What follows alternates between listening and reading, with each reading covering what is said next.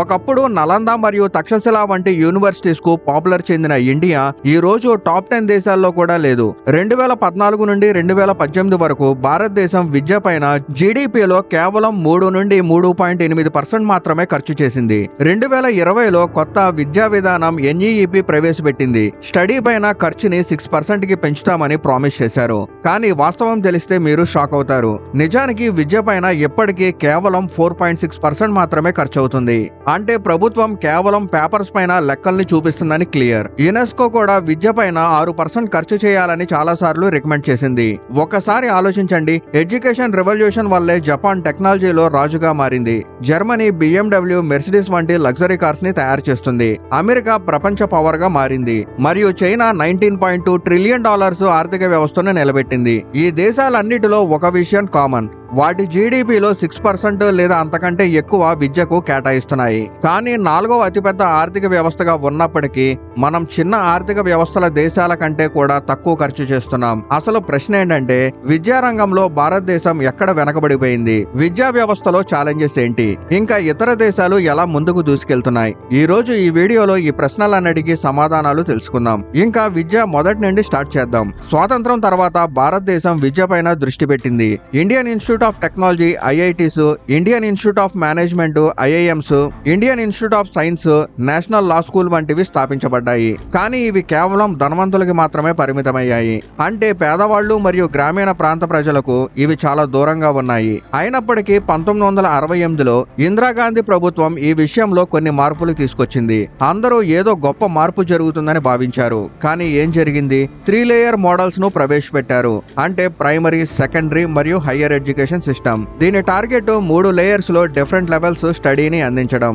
మొదటిది primary education, అంటే 1వ తరగతి నుండి 5వ తరగతి వరకు ప్రతి పిల్లలకు ప్రాథమిక విద్య అంటే బేసిక్ స్టడీ అందించడం పైన దృష్టి ఉంది.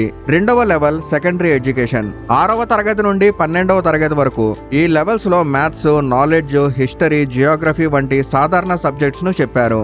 ఈ లెవెల్లో పిల్లలను హైయర్ స్టడీస్ మరియు ఉద్యోగాలకు రెడీ చేయడం లక్ష్యంగా ఉంది. 3వ లెవెల్ హైయర్ ఎడ్యుకేషన్, కాలేజ్ మరియు యూనివర్సిటీ లెవెల్ చదువులు. ఇందులో గ్రాడ్యుయేషన్, పోస్ట్ గ్రాడ్యుయేషన్ మరియు రీసెర్చెస్ ఉంటాయి. దేశానికి ఇంజనీర్లు, డాక్టర్లు, లాయర్లు, ప్రొఫెసర్స్ వంటి ఎక్స్పర్ట్స్ ను రెడీ చేయడం లక్ష్యంగా ఉంది. అంతేకాకుండా కామన్ స్కూల్ సిస్టమ్ ని కూడా ప్రవేశపెట్టారు. ధనవంతులు, పేదవాళ్లు అందరూ కలిసి చదువుతారని వాగ్దానం చేశారు. కానీ దీనికి ఆపోజిట్ గా జరిగింది. ధనవంతులు తమ పిల్లలను ప్రైవేట్ స్కూల్ కి పంపడం ప్రారంభించారు. అయితే పేద పిల్లలకు ప్రభుత్వం స్కూల్స్ మరియు మధ్యాహ్న భోజనం మాత్రమే మిగిలాయి. ఆ టైంలో విద్యా విధానం మారినప్పటికీ అసలు సమస్యలు అలాగే ఉండిపోయాయి. Common school system programme fail అయింది. ఇప్పుడు అతిపెద్ద ప్రశ్న ఏంటంటే, ఇలా ఎందుకు జరిగింది? నిజానికి 1967-68లో ఈ విధానం అమల్లోకి వచ్చినప్పటికీ ప్రభుత్వం స్కూల్స్ లో నిధుల కొరత ఉంది. అంటే విద్య పైన జీడీపీలో 3% నుండి 3.5% మాత్రమే ఖర్చు చేశారు. అదే టైంలో క్యూబా వంటి దేశాలు 7 నుండి 8% జీడీపీని ఖర్చు చేస్తున్నాయి. మన పొరుగు దేశం భూటాన్ కూడా మనకంటే ఎక్కువగా సుమారు 6.6 నుండి 6.8 ఖర్చు చేస్తుంది. ఇది కేవలం నిధుల సమస్య మాత్రమే కాదు. ప్రభుత్వ స్కూల్స్ లో ఎలిజిబిలిటీ గల టీచర్స్ నెంబర్స్ గురించి తెలిస్తే మీరు షాక్ అవుతారు. 1970లో 50% కంటే ఎక్కువ టీచర్స్ ఎలిజిబిలిటీ లేని వాళ్లే. క్రమంగా ఈ నెంబర్ తగ్గినప్పటికీ అప్పటికే చాలా నష్టం జరిగిపోయింది. క్వాలిటీ విద్య పైన ఎటువంటి దృష్టి పెట్టలేదు. దీని కారణంగా ఈ రోజు కూడా 47% పిల్లలు 1వ తరగతి నుండి 12వ తరగతి వరకు ప్రైవేట్ స్కూల్స్ లోనే చదువుతున్నారు. ఇంకొక పెద్ద తప్పు ఏంటంటే, పిల్లలకు స్కిల్ డెవలప్మెంట్, ప్రాక్టికల్ లెర్నింగ్ మరియు క్రిటికల్ థింకింగ్ నేర్పించడం కంటే థియరాటికల్ స్టడీస్ లో ముంచేశారు. ప్రాక్టికల్ ప్రాజెక్ట్స్ ప్లేస్ లో థియరీస్ మరియు వొకేషనల్ ట్రైనింగ్ కేవలం కాగితాలపైనే మిగిలిపోయాయి. రిజల్ట్ గా విద్యార్థులు స్కిల్స్ ను డెవలప్ చేసే టైం ని పుస్తకాలు చదవడం మరియు పరీక్షల్లో పాస్ మార్క్స్ లేదా హైయెస్ట్ మార్క్స్ సాధించడంలోనే వేస్ట్ చేశారు. ఈ విధానం చాలా కాలంగా కంటిన్యూ అవుతుంది. కానీ 2020లో మోడీ గారి ప్రభుత్వం విద్యా విధానంలో పెద్ద మార్పుని తీసుకొచ్చింది. అది NEP 2020. గొప్ప వాగ్దానాలు అయితే చేశారు. ప్రైమ్ టైమ్ షోస్ లో హడావిడైతే చేశారు. ఈ విధానం విద్యా వ్యవస్థను పూర్తిగా మార్చేస్తుందని చెప్పారు. సామాజిక, ఆర్థిక నేపథ్యం ఉన్న విద్యార్థులకు కూడా సమాన విద్య అందుతుందని చెప్పారు. కానీ NEPలో కూడా అదే తప్పు రిపీట్ అయింది. బడ్జెట్ 6% కి చేరలేదు. సమాన విద్య కూడా అందరికీ అందడం లేదు. అంటే ఒక వాగ్దానం అబద్ధమైంది. అంతేకాదు, స్టడీ స్ట్రక్చర్ ని పూర్తిగా మార్చేశారు. 10+2+3 మోడల్ ను తీసేసి 5+3 3+3+4 మోడల్ ను తీసుకొచ్చారు. ఈ మోడల్స్ లో మొదటి 5 సంవత్సరాలు ఫౌండేషన్ స్టేజ్. ఇందులో ప్రీ ప్రైమరీ 1వ మరియు 2వ తరగతులు ఉంటాయి. ఈ లెవెల్లో పిల్లలకు ఎర్లీ చైల్డ్హుడ్ కేర్ మరియు బేసిక్ స్కిల్స్ పైన దృష్టి ఉంటుంది. తర్వాత 3 సంవత్సరాలు ప్రిపరేటరీ స్టేజ్. ఇందులో 3 నుండి 5వ తరగతి వరకు ఉంటాయి. ఈ లెవెల్లో యాక్టివిటీ బేస్డ్ లెర్నింగ్ మరియు బేసిక్ కోడింగ్ నేర్పిస్తారు. నెక్స్ట్ 3 సంవత్సరాలు మిడిల్ స్టేజ్. 6వ తరగతి నుండి 8వ తరగతి వరకు. ఈ లెవెల్లో విద్యార్థులకి vocational training, hands on projects మరియు క్రిటికల్ థింకింగ్ ట్రైనింగ్ ఇవ్వబడుతుంది. చివరి 4 సంవత్సరాలు అంటే సెకండరీ స్టేజ్. 9వ తరగతి నుండి 12వ తరగతి వరకు. ఇందులో మల్టీ డిసిప్లినరీ అప్రోచెస్ ని చేర్చారు.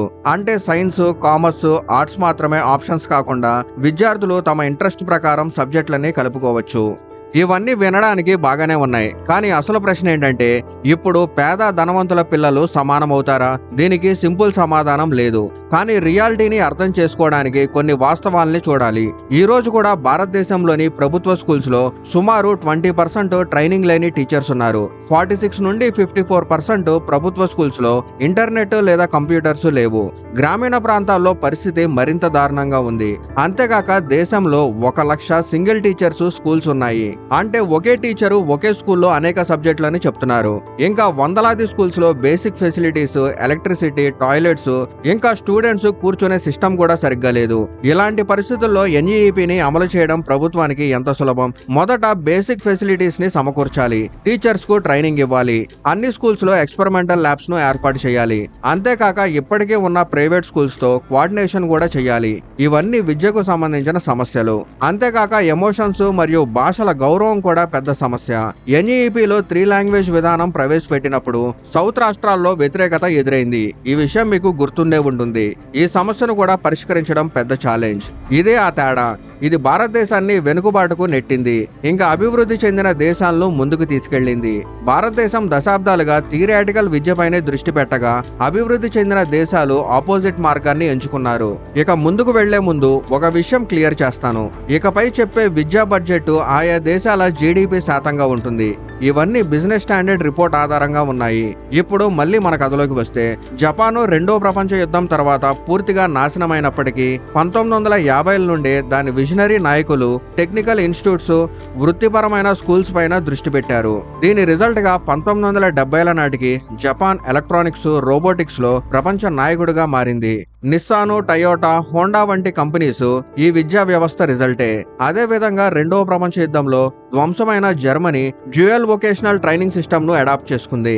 ఈ వ్యవస్థ జర్మనీని ఇంజనీరింగ్, ఆటోమొబైల్ తయారీలో హబ్ గా మార్చింది. BMW, మెర్సిడెస్ వంటి లగ్జరీ కార్స్ జర్మనీ నుండే వచ్చాయి. జర్మనీ జీడీపీలో సుమారు 4% ప్రైమరీ నుండి టెరిటరీ విద్య పైన ఖర్చు చేస్తుంది. రీసెర్చెస్ మరియు సైన్స్ బడ్జెట్ ను యాడ్ చేస్తే ఈ నంబరు 9.8% కి చేరుతుంది. అమెరికాలో యూనివర్సిటీస్, వొకేషనల్ కాలేజెస్ 2 ప్యారలల్ గా నడుస్తాయి. ఇతర దేశాల ప్రొడక్షన్, టెక్నాలజీ పైన దృష్టి పెడుతుండగా అమెరికా ఇన్నోవేషన్స్, ఎంటర్ప్రెన్యూర్షిప్, రీసెర్చ్ పైన పెట్టుబడి పెట్టింది. రిజల్ట్ గా సిలికాన్ వ్యాలీ, ఆర్మరీ నిర్మించబడింది. అమెరికా ఈ రోజు ఏ లెవెల్లో ఉందో చెప్పనవసరం లేదు. దాని విద్యా ఖర్చు 6%. ఇప్పుడు మన పొరుగు దేశమైన చైనా గురించి మాట్లాడదాం. మనం రూట్ విద్యా విధానంలో బడ్జెట్ పెంచడం, గ్రామాలకు బేసిక్ విద్యను అందించడంలో బిజీగా ఉండగా చైనా మాస్ స్కిల్స్ అభివృద్ధి పైన దృష్టి సారించింది. కోట్లాది విద్యార్థులకి వొకేషనల్ ట్రైనింగ్, టెక్నికల్ విద్య అందించబడింది. మన విద్యా బడ్జెట్ 4.6% ఉండగా చైనా 6.13% ఖర్చు చేస్తుంది. ఈ ఆలోచనే చైనాను తయారీ రంగంలో గ్లోబల్ పవర్ హౌస్ గా మారింది. ఇతర దేశాలు స్కిల్స్ డెవలప్మెంట్, రీసెర్చ్ పైన దృష్టి సారిస్తుండగా మనం రూట్ లెర్నింగ్ లో బిజీగా ఉన్నాం. ఇప్పుడు అన్ని దేశాలు ఏఐ విప్లవంతో మునిగిపోతుండగా మనం స్కూల్ బేసిక్ ఫెసిలిటీస్, ల్యాబ్స్ ను సరిచేయడంలో ఉన్నాం. ఈ వీడియో పైన మీ ఒపీనియన్ ఏంటి? కామెంట్లో చెప్పండి.